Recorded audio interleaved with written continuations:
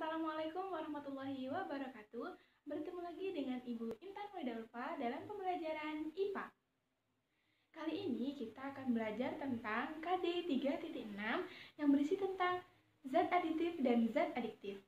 Untuk lebih jelasnya, cek video berikut ini. A. Zat aditif. Zat aditif merupakan bahan yang ditambahkan dengan sengaja ke dalam makanan atau minuman dalam jumlah kecil saat pembuatan makanan. Tujuan penambahan zat aditif ini untuk memperbaiki penampilan, cita rasa, tekstur, aroma, dan untuk memperpanjang daya simpan. Zat aditif dapat meningkatkan nilai gizi makanan dan minuman, seperti penambahan protein, mineral, dan vitamin. Pembagian zat aditif. Berdasarkan fungsinya, zat aditif pada makanan dan minuman dibagi menjadi 7, yaitu yang pertama ada pewarna, pemanis, pengawet, penyedap, pemberi aroma, pengental, dan pengemulsi. Berdasarkan asalnya, zat aditif pada makanan dan minuman dibagi menjadi 2, yaitu zat aditif alami dan zat aditif buatan. 1. Pewarna adalah bahan yang ditambahkan pada makanan atau minuman dengan tujuan untuk memperbaiki atau memberi warna pada makanan atau minuman agar menarik tentunya.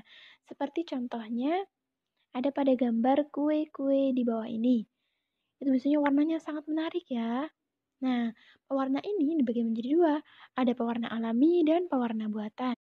A. Pewarna alami adalah pewarna yang dapat diperoleh dari alam, misalnya dari tumbuhan dan hewan. Keunggulannya lebih sehat dan tidak menyebabkan efek samping apabila dikonsumsi. Kelemahannya memberikan rasa dan aroma khas yang tidak diinginkan.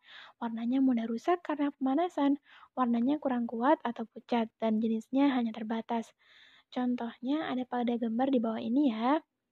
Misalnya, kalau ungu itu bisa memakai buah murbei atau buah anggur. Kalau kuning pakai kunyit. Kalau orange pakai wortel. Kalau hijau pakai daun suji dan daun pandan. Kalau coklat pakai kakao. Kalau merah pakai buah naga atau stroberi. Kalau hitam pakai arang. Nah, kalau arang ini tidak dianjurkan ya. Ini hanya sebatas pemahaman saja kalau yang hitam ini ya. Nah, biasanya kalau yang kunyit ini pasti sering tahu ya ibu-ibu. Ibu-ibu kalian kalau di rumah pasti masaknya sering pakai kunyit. Itu untuk memberikan warna kuning pada masakan. B. Pewarna buatan. Diperoleh melalui proses reaksi atau sintesis kimia menggunakan bahan yang berasal dari zat kimia sintesis. Nah, keunggulannya harganya ini murah, praktis dalam penggunaan, warnanya lebih kuat, jenisnya lebih banyak, dan warnanya tidak rusak karena pemanasan. Tapi kelemahannya, pewarna buatan yang tidak sesuai peruntukannya, yaitu pewarna tekstil untuk makanan yang dapat membahayakan kesehatan konsumen. Jadi, pewarna buatan itu kan banyak ya, ada pewarna buatan khusus makanan, ada pewarna buatan khusus cat, khusus pakaian. Nah, itu yang tidak diperbolehkan. Kalau untuk makanan, ya harus menggunakan pewarna makanan, begitu ya. Nah, contohnya ada di bawah ini. 2. Pemanis adalah bahan yang ditambahkan pada makanan atau minuman dengan tujuan untuk menyebabkan rasa manis pada makanan. Dibagi menjadi 2, yaitu pemanis alami dan pemanis buatan. Pemanis alami adalah pemanis yang dapat diperoleh dari alam. Contohnya gula pasir, gula kelapa, gula aren, gula lontar, dan gula bit. Yang paling kita sering temui adalah ya gula pasir sama gula kelapa ini ya. B. Pemanis buatan. Pemanis buatan punya rasa manis hampir sama atau lebih manis bahkan dibandingkan dengan pemanis alami. Pemanis buatan dibuat melalui reaksi kimia tertentu sehingga dapat dihasilkan senyawa yang punya rasa manis. Pemanis buatan dibuat dengan tujuan sebagai pengganti gula alami. Contohnya siklamat, aspartam, kalium, asesulfam, dan sakarin. Nah, biasanya kalian akan temui kata-kata siklamat, aspartam, sakarin itu di makanan-makanan ringan yang biasanya ada di baliknya kemasannya. Itu nanti ada, kalau ada sakarinnya berarti itu pemanis buat. 3. Pengawet. Pengawet adalah zat aditif yang ditambahkan pada makanan atau minuman yang berfungsi untuk menghambat kerusakan makanan atau minuman.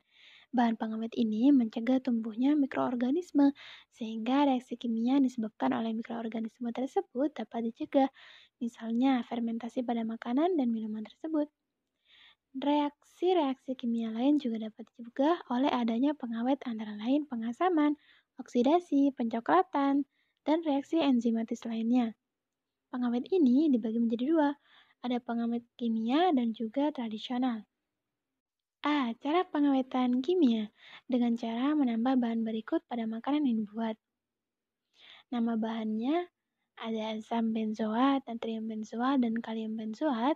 Itu gunanya untuk mengawetkan makanan dan minuman ringan, kecap, dan saus.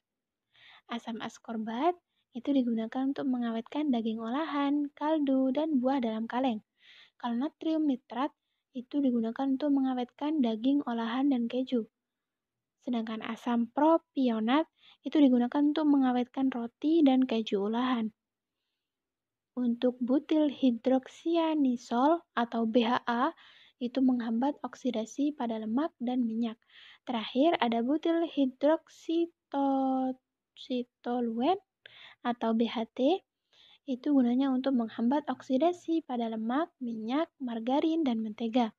Sebenarnya masih banyak lagi ya untuk pengawet kimia, hanya saja ini sekedar contoh. B. Cara pengawetan tradisional. Yang pertama dengan cara pengasinan, contohnya asinan buah. Yang kedua pemanisan, contohnya manisan buah. Yang ketiga pembekuan, contohnya pembekuan daging, es batu, dan lain-lain. Yang keempat pemanasan, contohnya susu. Jadi pembuatan susu itu dipanaskan jadi agar steril dari bakteri dan kuman-kuman yang lain. Kemudian yang kelima ada pengasapan, contohnya ada daging asap. Kemudian yang keenam ada pengeringan, contohnya ikan asin. Yang ketujuh ada pendinginan, contohnya buah dan sayuran segar. 4. Penyedap. Penyedap makanan adalah bahan makanan yang digunakan untuk meningkatkan cita rasa makanan. Penyedap alami yang umum digunakan adalah garam, bawang putih, bawang merah, cengkeh, pala, merica, cabai, laos, kunyit, ketumbar, serai, dan kayu manis. Sedangkan penyedap buatan, misalnya berupa vaksin yang mengandung senyawa monosodium glutamat atau MSG atau monotarium glutamat atau MNG. Senyawa ini dibuat dari fermentasi tetes tebu dengan bantuan bakteri Micrococcus glutamicus. 5. Pemberi aroma adalah zat yang memberikan aroma tertentu pada makanan atau minuman. Pemberi aroma alami diantaranya adalah ekstrak buah nanas, ekstrak buah anggur, minyak atsiri, dan vanili. Pemberi aroma kimia yaitu senyawa sintetis atau disebut dengan esens. Misalnya amil kaprot atau aroma apel, amil asetat itu aroma pisang ambon, etil butirat itu aroma nanas, vanilin aroma vanili, dan metil antranilat yaitu aroma buah anggur disebut pemberi aroma sintesis. 6. Pengental adalah bahan makanan yang digunakan untuk menstabilkan, memekatkan, atau mengentalkan makanan yang dicampurkan dengan air, sehingga membentuk kekentalan tertentu. Bahan pengental alami misalnya pati, gelatin, gam, agar-agar, dan alginat. 7. Pengimulsi adalah bahan tambahan yang dapat mempertahankan penyebaran atau dispersi lemak dalam air dan sebaliknya. Contoh zat pengimulsi makanan adalah lecitin yang terkandung dalam kuning telur maupun dalam kedelai. Lecitin banyak digunakan dalam pembuatan mayones dan mentega. Apabila tidak ditambahkan zat pengimulsi, lemak dan air pada mayones dan mentega akan terpisah. Jadi kalau ditambah pengimulsi, lemak dan airnya tuh bisa menyatu, jadilah mentega atau mayones. Topik selanjutnya ada zat adiktif. Nah, zat adiktif ini adalah zat-zat yang apabila dikonsumsi dapat menyebabkan ketergantungan atau adiksi, atau menggunakannya secara terus-menerus atau ketagihan. Nah, zat adiktif alami yang biasa dikonsumsi adalah kafein yang ada dalam kopi dan tein yang ada di dalam teh. Jenis-jenis zat adiktif. Yang pertama ada narkotika, merupakan zat berbahaya yang tidak boleh digunakan tanpa pengawasan dokter. Penggunaan narkotika tanpa pengawasan dokter adalah melanggar hukum. Berasal dari tanaman yang dapat menyebabkan penurunan atau perubahan kesadaran, menghilangkan atau mengurangi rasa nyeri, dan menyebabkan ketergantungan bagi penggunanya. Berdasarkan potensi dalam menyebabkan ketergantungan, narkotika dibagi menjadi tiga. Ada narkotika golongan 1, golongan 2, dan golongan 3. Nah, yang paling berbahaya itu yang golongan 1. Misalnya heroin, potau, kokain, dan ganja. Jadi kalau yang golongan 1 ini tidak diperuntukkan untuk pengobatan. Yang paling ringan itu di golongan 3, misalnya kodein. Ini masih digunakan dalam pengobatan. B. Psikotropika merupakan obat yang berkhasiat psikoaktif yang mengaruhi mental dan perilaku seseorang. Misalnya, orang yang sulit tidur bila minum obat tidur atau golongan psikotropika dapat menyebabkan tidur nyenyak. Oleh sebab itu, penggunaan psikotropika harus sesuai dengan resep dokter. Berdasarkan potensi dalam menyebabkan ketergantungan, psikotropika ini dibagi menjadi 4. Ada psikotropika golongan 1, golongan 2, golongan 3, dan golongan 4. Yang paling berbahaya itu di golongan 1. Contohnya ekstasi, ini sangat dilarang penggunaannya dan tidak digunakan dalam obat pantauan dokter. Jadi yang keempat itu yang paling ringan, misalnya diazepam, clobazam, fenobarbital, barbital, dan nitrazepam. Ini masih digunakan dalam pengobatan, tentu dengan resep dokter. C. Zat psikoaktif lainnya, misalnya alkohol, nikotin, dan kafein. Untuk alkohol, jenis alkohol yang banyak digunakan yaitu etanol atau C2H5OH dan spiritus. Etanol diperoleh secara alami melalui fermentasi glukosa dan ragi. Sedangkan spiritus sangat beracun dan bila terminum dapat memutuskan saraf mata, sehingga orang yang meminumnya dapat menjadi buta atau bahkan meninggal dunia. Jadi hati-hati ya, jangan sampai salah minum. Misalnya ada yang naruh spiritus dikira itu minuman rasa-rasa, wah itu bahaya sekali ya. Yang kedua, ada nikotin, terdapat dalam daun tembakau dari rokok. Akibatnya, orang yang merokok dapat lebih tahan kantuk atau lebih aktif. Nah, tapi merokok ini berbahaya bagi kesehatan karena dapat menyebabkan kanker tenggorokan dan kanker paru-paru. 3. Kafein. Zat yang secara alami terdapat dalam kopi. Kafein pada teh dikenal dengan nama tein, namun kadarnya tidak sebanyak kafein dalam kopi. Tidak ada larangan dalam penggunaannya, tetapi jika berlebihan, ini juga berbahaya ya. Nah, kafein ini dikonsumsi dengan tujuan agar tidak mengantuk. Kafein merupakan stimulus yang mampu meningkatkan kerja otak. Kalau kopi sama teh ini disukai banyak orang ya, tapi tetap apapun yang berlebihan itu tidak boleh ya. Dampak penggunaan zat adiktif bagi kesehatan. Dampak penggunaan narkotika. Nah, bila jangka pendek, misalnya penggunaan heroin, morfin, opium, dan kodein ini memang bisa menghilangkan rasa nyeri, kemudian menyebabkan rasa nyaman, tetapi penggunaannya dalam jangka panjang dapat menyebabkan ketergantungan, meninggal karena overdosis, menyebabkan sembelit, dan lain-lain. Jadi sangat berbahaya.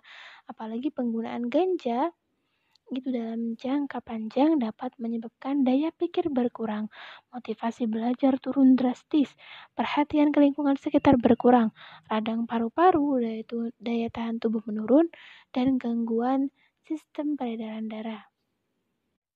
Dampak penggunaan psikotropika. Nah, penggunaan ekstasi ini dalam jangka pendek memang menyebabkan terjaga, maksudnya tidak tidur. Kemudian rasa nyaman, riang, tetapi kemudian akan menimbulkan rasa tidak enak. Tiba-tiba murung, nafsu makan hilang, berkeringat, kemudian rasa haus, badan gemetar, jantung berdebar, kemudian tekanan darah meningkat.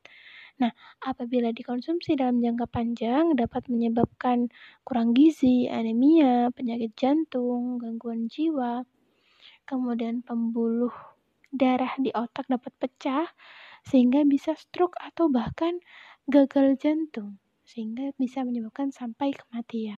Dampak penggunaan psikoaktif. Penggunaan inhalansia dapat menyebabkan kematian mendadak akibat kekurangan oksigen atau karena ilusi, halusinasi, dan persepsi yang salah. Misalnya, merasa dapat terbang sehingga orang yang mengonsumsi terjun dari tempat tinggi.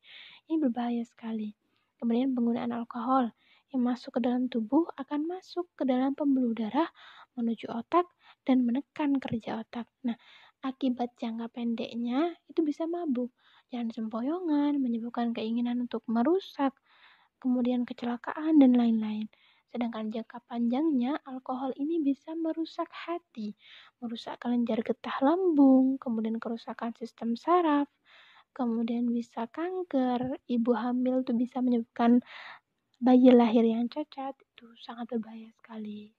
Kemudian penggunaan tar dan karbon monoksida yang berada pada rokok berbahaya bagi tubuh.